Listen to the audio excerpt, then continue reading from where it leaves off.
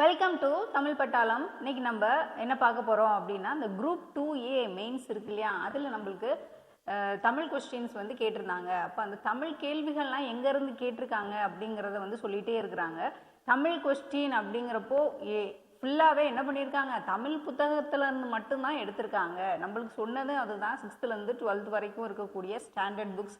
ஆனால் இது degree standard அப்படிங்கிறனால கொஞ்சம் என்ன பண்ணியிருப்பாங்க, வெளியிலேருந்து கேட்டிருப்பாங்க. ஒரு 5 கேள்வி 10 கேள்விகள் வந்து கேட்கணும். ஏன்னா கஷ்டமாக கேட்கணும், டஃப் கொடுக்கணும் அப்படிங்கிறதுக்காக என்ன பண்ணியிருப்பாங்க, வெளியிலேருந்து கேள்விகள் வந்து கேட்டிருப்பாங்க. ஏன்னா எல்லாருமே புத்தகங்களை அதிகமாக வந்து நல்லாவே படிச்சுட்டாங்க. அப்படிங்கிறப்போ வேலைவாய்ப்பு அப்படிங்கிறதுனால கொஞ்சம் கடினமாக தான் என்ன பண்ணியிருப்பாங்க, கேட்டிருப்பாங்க.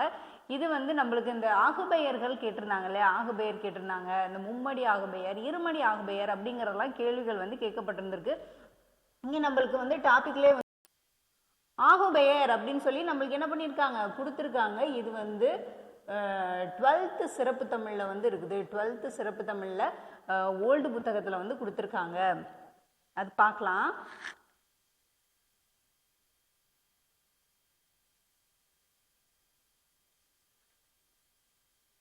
இங்கே கொடுத்துருக்காங்க இல்லையா, ஒரு பொருள் தனிச்சொல்லாக வரும் பொழுது சொற்பொருளை குறிக்கும் ஒரு வாக்கியத்தில் அல்லது தொடரில் தனக்குரிய சொற்பொருளையோ அல்லது சொற்பொருளோடு தொடர்புடைய வேறு ஒரு பொருளையோ என்ன பண்ணலாம், குறிக்கலாம் அப்படின்னு வரும்போது அவ்வாறு தன்னை வந்து தொடர்பு படுத்தி குறிக்கக்கூடியது வந்து தான் என்னதுன்னு சொல்றாங்க, ஆகுபெயர் அப்படின்னு சொல்லிட்டு குறிப்பிடுறாங்க.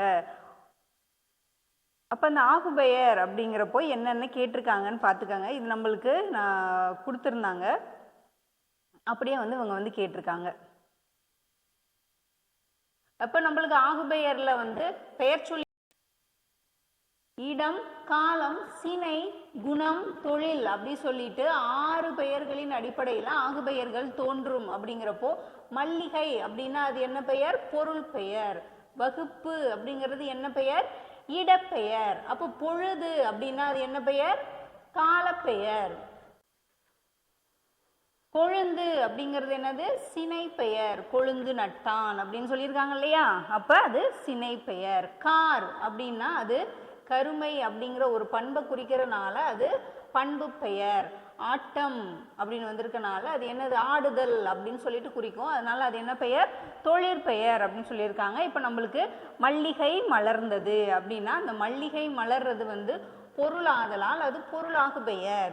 வகுப்பு அப்படின்றது ஒரு இடம் இல்லையா, அப்போ அது ஒரு இடப்பெயர். பொழுது அப்படின்னா பொழுதுகள் குறிக்கிறனால அது காலத்தை குறிக்குது, அப்போ காலப்பெயர். கொழுந்து அப்படின்னா ஒரு தளிரினுடைய இளமை பெயரை குறிக்கிறனால ஒரு தாவரத்தினுடைய பகுதி, அதனால அது சினை பெயர். கார் அப்படின்னா என்ன அர்த்தம், இப்போ கார் காலமும் தெரியும், ஆனால் கார் அப்படிங்கிறதுக்கு என்ன அர்த்தம் அப்படின்னு பார்த்தீங்கன்னா கருமை அப்படிங்கிற வண்ணப்பெயரை குறிக்கிறனால அது ஒரு பண்பை குறிக்குது இல்லையா, அதனால அது பண்பு. இதுதான் வந்து நம்மளுக்கு கேட்ட கேள்வி வந்து இதுதான். இது 12th-க்குள்ளேயே தான் இருக்குது. சிறப்பு தமிழ்ல இருந்து என்ன பண்ணியிருக்காங்க, எடுத்திருக்காங்க. இப்போ ஆகுபெயர் அப்படின்னா நம்ம அதில் சின்ன வகுப்புல என்ன படிச்சிருக்கோம் அப்படின்னா இந்த என்ன நல்லவை ஆகுபெயர், கருவி ஆகுபெயர், கருத்தாம் ஆகுபெயர் என்ன பண்ணியிருக்காங்க, அதுலேயும் என்ன பண்ணியிருக்காங்க கொடுத்துருக்காங்க. அதுவும் சேம் புத்தகங்கள்ல தான் இருக்கு. அடுத்ததா இந்த ஓரெழுத்து ஒரு மொழி அப்படி சொல்லி கேட்குறாங்க இல்லையா, ஓரெழுத்து ஒரு மொழிகள் அதனுடைய பொருள் அப்படி நம்ம பார்க்கும்போது நம்ம என்ன சொல்லுவோம், 7ஆம் வகுப்புல நம்மளுக்கு இருக்கு ஓரெழுத்து ஒரு மொழிகள் அப்படின்னு கொடுத்துருக்காங்க. ஆனால் அவங்க அதுலேருந்தே நம்மளுக்கு கேட்கலையே அப்படின்னு சொல்லிட்டு தானே நீங்கள் கேட்டிருந்தீங்க. தமிழக அரசு வந்து என்ன பண்ணியிருக்காங்க, புத்தகம் மெட்டீரியல் வந்து கொடுத்துருக்காங்க இல்லையா, அதுல இருந்து அவங்க கேட்டிருக்காங்க ஓரெழுத்து ஒரு மொழி, ஓரெழுத்து ஒரு மொழிக்குரிய பொருளை வந்து வந்து இருக்கு. பழைய புத்தகங்கள்லையும் என்ன பண்ணியிருப்பாங்க, நிறைய வந்து கொடுத்துருப்பாங்க. ஓரெழுத்து ஒரு மொழிக்கு நிறைய பொருள் இருக்கும். இப்போ மா அப்படின்னா நம்ம ஒரு சில நிறைய பொருள் படிக்கிறோம் இல்லையா, அதே மாதிரியே இதுக்கு வந்து இருக்கும். இல்லை நம்மளுக்கு கேட்டிருந்தது என்ன கேட்டிருந்தாங்க,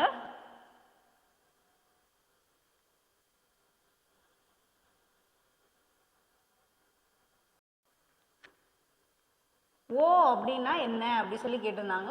ஓங்கிறதுக்கு நிறைய இருக்கு, ஒழிவு, மதகு, இழிவு, கழிவு, இரக்கம், மகிழ்ச்சி, நான்முகம்.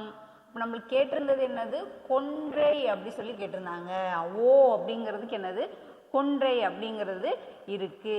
அப்போ ஔ அப்படின்னா என்ன கேட்டிருந்தாங்க? ஔ அப்படிங்கிறதுக்கு பூமி அப்படி சொல்லிட்டு கேட்டிருந்தாங்க. ஔனா என்னன்னு கேட்டிருக்காங்க? பூமி அப்படின்னு சொல்லி கேட்டிருந்தாங்க.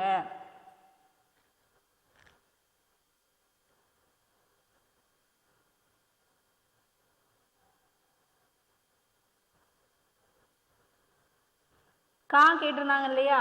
கா அப்படிங்கிறதுக்கும் நிறைய பொருள் இருக்குது. அசைச்சொல், காத்தல், சோலை, பூ, கழைமகள், நிறை, காவல், செய், வருத்தம்லாம் இருக்கு. ஆனால் நம்மளுக்கு அங்கே கொடுத்துருந்ததுல துலாக்கோல் இருந்தது. அப்போ அதுக்கு ஆன்சர் கானா காத்தல் அப்படி சொல்லிட்டு நம்ம என்ன பண்ணியிருப்போம்? படிச்சிருப்போம். ஆனால் அதில் கொடுத்துருக்கக்கூடிய ஆப்ஷனில் என்ன ஆகுது? இந்த மாதிரி நம்ம படித்த விஷயங்கள் எதுவுமே இல்லை, ஆனால் துலாக்கோல் இருந்துச்சு. அப்படிங்கிறப்போ காங்கிறதுக்கு துலாக்கோல்ன்றது தான் சரியான பதில். முன்னாடி எல்லாம் படிச்சிருக்கவங்க என்ன சொல்லுவாங்க, ஜெயிச்சவங்க என்ன சொல்லுவாங்க அப்படின்னா, நான் எதுவுமே படிக்கலை, நான் பள்ளி பாடக புத்தகம் மட்டும்தான் படித்தேன், என்னால் ஜெயிக்க முடிஞ்சிச்சு. பள்ளி புக்கு மட்டும்தான் என்னால் படிக்க முடிஞ்சிச்சு, வேறு எக்ஸ்ட்ரா நான் வெளியில் எதையுமே நான் படிக்கலை. அதில் இருக்க கணக்கு நான் போட்டு பார்த்தேன், அதில் இருக்க தமிழ் நான் படித்தேன், அதில் இருக்கிற ஜிஎஸ்ல இருக்கக்கூடிய என்ன கேள்வி பதிலோ அதை தான் நான் படித்தேன், அதனால் நான் ஜெயிச்சேன்னு தான் சொல்லியிருக்காங்களே தவிர யாருமே என்ன பண்ணலை, நான் அங்கேருந்து படித்தேன், இங்கேருந்து படித்தேன், இந்த புத்தகம் படித்தேன் அப்படின்னு சொல்லிட்டு சொல்லலாம். ஓரளவு குரூப் 1 போகிறவங்க என்ன பண்ணுவாங்க, அவங்க ஏதாவது வெங்கடேஷன் புக்கு நான் படித்தேன், அகர்வால் புக்கு நான் படித்தேன் அப்படின்னு சொல்லுவாங்களே தவிர இந்த குரூப் 4 குரூப் 2 வரைக்குமே என்ன பண்ணியிருக்காங்க அப்படின்னா பள்ளி புத்தகத்திலேருந்து மட்டும்தான் கேள்விகள் அதிகமாக கேட்கப்பட்டிருக்கு. 90% கேள்விகள் என்ன பண்ணியிருப்பாங்க அப்படின்னா இதுலேருந்து தான் நம்மளுக்கு கேட்பாங்க. அந்த 10% என்ன பண்ணுவாங்க அப்படின்னா உங்களுக்கு கஷ்டமாக கேட்கணும் அப்படிங்கிறதுக்காக வெளியிலேருந்து தான் சில கேள்விகள். இந்த 10% கொஸ்டினை மட்டும் நீங்கள் ஏன் பார்க்குறீங்க அப்படின்ட்டு தான் நான் கேட்குறேன். ஏன்னா இப்போ இந்த குரூப் 2A அப்படிங்கிறது நம்மளுக்கு கஷ்டம் அப்படிங்கிறது கிடையாது. தமிழ் ஓரளவு கஷ்டம் அப்படிங்கிறதுனால நீங்கள் எல்லாமே அடுத்த வர குரூப் 4ம் கஷ்டமாக இருக்குமா அப்படின்னா இது வேலை வாய்ப்பு உங்களுக்கு கொடுக்கணும். அதுக்காக என்ன பண்ணியிருப்பாங்க, கொஞ்சம் கடினமாக தான் கேட்டிருப்பாங்க. ஏற்கனவே நம்ம கேட்ட ஒரு குரூப் 4ல் நம்ம பார்த்ததா இருக்கணும், 18ல் பார்த்துருப்பீங்க, 19ல் பார்த்துருப்பீங்க. அதுக்கப்புறம் நடந்த எக்ஸாமில் எல்லாமே நம்மளுக்கு என்ன பண்ணியிருக்காங்க, புக்கில் இருந்து மட்டும்தான் கேள்விகள் கேட்கப்பட்டிருக்கு. இப்போ அதை தெளிவாக படிங்க, இல்லாத சோர்ஸை நினச்சி கவலைப்படாமல் குரூப் 4க்கு என்ன பண்ணுங்க, நல்லா படிங்க, நம்புங்க. ஃபஸ்ட்டு நம்பி படிங்க. இந்த குரூப் 4க்கு நம்மள்கிட்ட டெஸ்ட் பேட்ச் போடுங்க. டெஸ்ட் பேட்ச் போட்டு டெஸ்ட்டு அட்டன் பண்ணிக்கிட்டே இருங்க, திரும்ப திரும்ப அட்டன் பண்ணுங்கள். நம்ம என்ன பண்ணலாம் அப்படின்னா ஒரு கேள்விகள் சொல்லி அதுக்குரிய விஷயங்கள் சொல்லி புரிய வைக்கும்போது என்னாகும், அது உங்களுக்கு ஒரு ப்ராக்டிஸ் தான் ஆகுமே தவிர அங்கே போய் நீங்கள் அந்த இடத்துல எக்ஸாம் எழுதிட்டு இருக்க அந்த இதை நீங்கள் ஹேண்டில் பண்ணணும், சுச்சுவேஷன் நீங்கள் ஹேண்டில் பண்ணணும் அப்படின்னா அப்போது உங்களுக்கு என்ன பதில்கள் என்ன கேள்விகள் அந்த இடத்துல ஓடுதோ அப்போ தான் நீங்கள் ஆன்சர் பண்ண முடியும். இப்போ நம்ம மெயின்ஸுக்கு அங்கே நிறைய விஷயங்கள் ப்ராக்டிஸ் பண்ணியிருப்போம், ஆனால் அங்கே போய் என்ன பண்ணுவோம், அந்த கேள்வியை புரிஞ்சு அந்த கேள்விக்கான பதிலாக நம்மளுடைய பெஸ்ட் நம்ம எப்படி கொடுக்க முடியும் அப்படின்னு தான் நாங்கள் போய் நம்ம ஆன்சர் பண்ணுவோம். அப்போ அனலைஸ் பண்ணி கேள்வி கேட்குற மாதிரி தான் என்ன பண்ணியிருக்காங்க, இப்போ இந்த மாதிரி கேள்விகள் எடுக்கிறாங்க. ஸோ பயப்படாமல் படிங்க. நெக்ஸ்ட்டு அடுத்தடுத்த பரீட்சைகள் வந்துக்கிட்டே தான் இருக்கும். ஆனால் உங்களுடைய முயற்சிகள்